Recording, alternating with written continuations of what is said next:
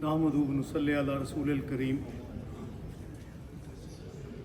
His Highness Prince Faisal bin Farhan Al Saud, Foreign Minister of the Kingdom of Saudi Arabia. Bismillahirrahmanirrahim. Nahmaduhu wa nusalli ala Rasool al-Kareem. His Highness Prince Faisal bin Farhan Al Saud, Foreign Minister of the Kingdom of Saudi Arabia. His Excellency Mr. Mohammad Ishaq, Foreign Minister of the Republic of the Gambia, Chair of the Islamic Summit. His Excellency Mr. Lejon Mibela, Foreign Minister of the Republic of Cameroon, Chair of the OIC Council of Ministers. His Excellency Dr. Muhammad Mustafa, Prime Minister of Palestine. His Excellency Mr. Hussein Ibrahim Taha, Secretary General of the OIC. Distinguished brothers, Deputy Prime Ministers and Foreign Ministers, Excellencies, ladies and gentlemen, Assalamu alaikum wa rahmatullahi wa barakatuh. At the outset, let me extend my most sincere greetings to all of you at the beginning of the holy month of Ramadan. May this holy month be a harbinger of peace, prosperity and harmony for the world. May this sacred month open the doors of blessings and salvation for the Ummah. I would like to express my profound appreciation and thanks to the Kingdom of Saudi Arabia under the sagacious leadership of the custodian of the two holy mosques, His Majesty King Salman bin Abdulaziz Al Saud, His Royal Highness Crown Prince and Prime Minister of Saudi Arabia, Mohammed bin Salman bin Abdulaziz Al Saud, and His Highness Prince Faisal bin Farhan Al Saud, the Minister of Foreign Affairs, for hosting this crucial meeting at a moment of profound urgency for the Muslim Ummah. Excellencies, we also commend the OIC Secretary General and the Secretariat for their swift action in convening us today to address the catastrophic situation confronting our Palestinian brothers and sisters. We meet today as Gaza endures one of the darkest chapters in its history. More than 48,000 innocent Palestinians, mostly women and children, have been killed mercilessly. The entire fabric of Gaza's society has been torn apart, with more than 90% of its infrastructure, including homes, schools, hospitals, businesses and places of worship, reduced to rubble. This is not destruction, it is an assault on an entire people's existence. The scale of suffering is beyond condemnation. It demands immediate, decisive and united action from the Muslim Ummah. After 17 months of relentless killing and devastation, the ceasefire facilitated by Egypt, Qatar and the United States offers a glimmer of hope. Pakistan welcomes this agreement and commends the mediators. Yet, we must not mistake this pause in violence as the arrival of peace. The situation remains precarious and fragile. The uncertainty surrounding the implementation of the agreement underscores the urgency for a permanent and just peace. Excellencies, while we speak today, our Palestinian brothers and sisters are yet again facing horror of death and despair. The flow of humanitarian assistance into Gaza has once been halted. Such cruelty during the holy month of Ramadan is highly condemnable. Blocking aid is a war crime, further exacerbating the humanitarian catastrophe in Gaza, where the vast majority of the people rely on aid for their sheer survival. The fate of Palestine and the entire region is hanging by a thread. We need to scramble as a collective force to save Palestine. Excellencies, the ceasefire must be honored in full, including the commitments for a smooth flow of humanitarian assistance. It must lead to the implementation of its 3 phases and the permanent cessation of hostilities in all occupied Palestinian territories, including the West Bank and East Jerusalem. Israel's eagerness to revive the war and to resume its campaign of violence must be thwarted with a united Peace cannot be sustainable as long as actions by Israel in the occupied West Bank continue.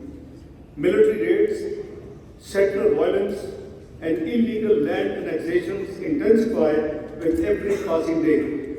These are not isolated incidents, but part of a deliberate strategy to erase Palestinian identity from its homeland.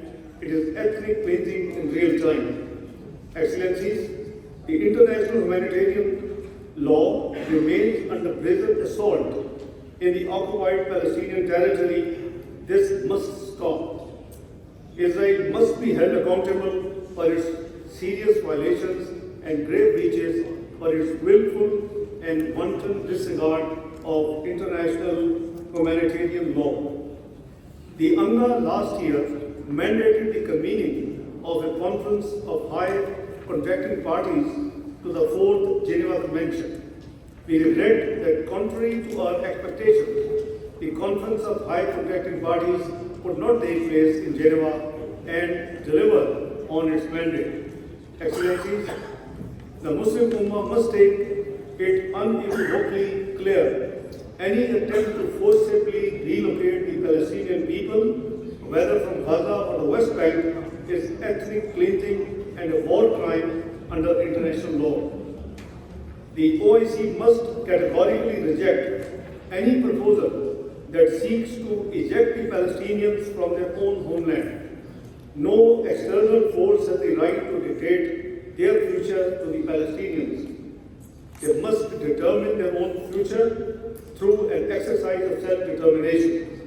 The OIC must stand united against any sinister agenda aimed at altering the demography of the occupied Palestinian territories. Excellencies, we also strongly condemn the arrogant statement by the Israeli Prime Minister suggesting that the Palestinian state be established in Saudi Arabia. This is an insult to the entire Muslim Ummah. Pakistan expresses its full solidarity with the Kingdom of Saudi Arabia and commends its steadfast support for the Palestinian issue. Excellencies, this is a defining moment for the Muslim Ummah. History will not judge us by our words, but by our actions. The Palestinian people do not seek statements of sympathy. They need concrete measures to end their suffering and secure their liberation from Israeli occupation. The OIC must rise to this challenge with unity, resolve, and purpose. Another Nakba cannot be and must not be allowed to happen. Excellencies, to move beyond the perpetual cycle of violence and destruction in the occupied Palestinian territory, Pakistan recommends the following urgent and decisive steps. First, the full and immediate implementation of the 3 phases of the ceasefire agreement. This includes a permanent cessation of hostilities, the complete withdrawal of Israeli forces from Gaza, unrestricted humanitarian access, and a comprehensive reconstruction plan. Pakistan fully supports all for implementation of the UN Security Council Resolution 2735 of 2024. A ceasefire that does not lead to a sustainable peace will only delay the next catastrophe. Number 2, Israeli aggression in the West Bank must end. The destruction of refugee camps in Jenin, Tulkarm, Nur al-Shams and Al-Fara mirrors the devastation in Gaza. Forced displacements, illegal land annexations, and sexual violence must be reversed in accordance with the UN Security Council Resolutions 2720 of 2024 and 2334 of 2016. The legal and historical status of the Haram al-Sharif Al-Aqsa Mosque must be upheld. Number 3, the Palestinians must receive expanded and unhindered humanitarian assistance. UNRWA must be allowed to operate without obstruction. Israel has a legal duty under Article 2, Sub-Article 5 of the UN Charter to facilitate its work. The UN Secretary General Resolution ARES 79/232 of 2024 reinforces its obligation and condemns all attempts to hinder humanitarian aid. The deliberate targeting of aid agencies is a moral outrage and a violation of international law. Humanitarian relief must never be weaponized.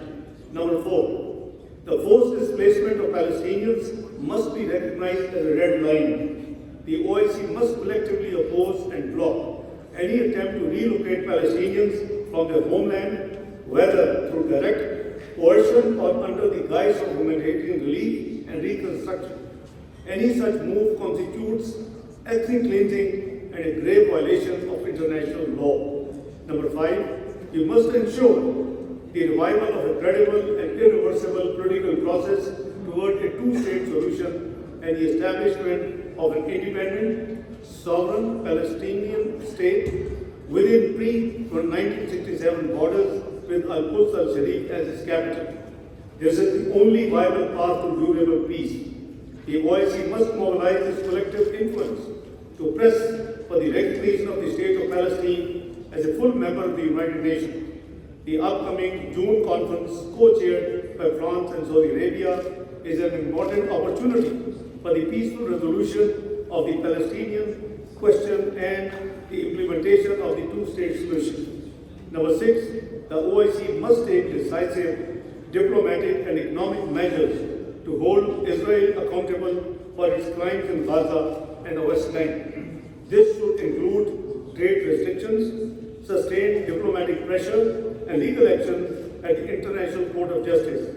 Excellencies, Pakistan welcomes the Gaza reconstruction plan prepared by the Arab Republic of Egypt. We believe the plan offers a balanced, practical, and efficient approach to rebuilding Gaza. The fact that the Palestinians have been taken on board in finalizing the plan and are envisaged to hold key roles in shaping their future imparts further credence to the plan. It also manifests the pan-Islamic spirit of solidarity and unanimity on the issue of Palestine. Excellencies, I take this opportunity to warmly welcome Syria back into the fold and family of the OIC. Pakistan supports the stabilization of Syria through an inclusive, Syrian-owned and Syrian-led political process. We are committed to upholding Syria's unity, sovereignty, and territorial integrity and hope that Syria plays its role as an active part of the OIC fraternity. Excellencies, Pakistan remains steadfast in the commitment to the Palestinian cause. As an elected member of the UN Security Council for the years 2025 and 2026, Pakistan will continue to work with the OIC and Arab partners to mobilize global support for the Palestinian right to self-determination, justice, and peace. The OIC must act with urgency and determination. Freedom and justice for Palestine cannot be delayed any longer. Jazakallah khair for patient hearing. I thank you all.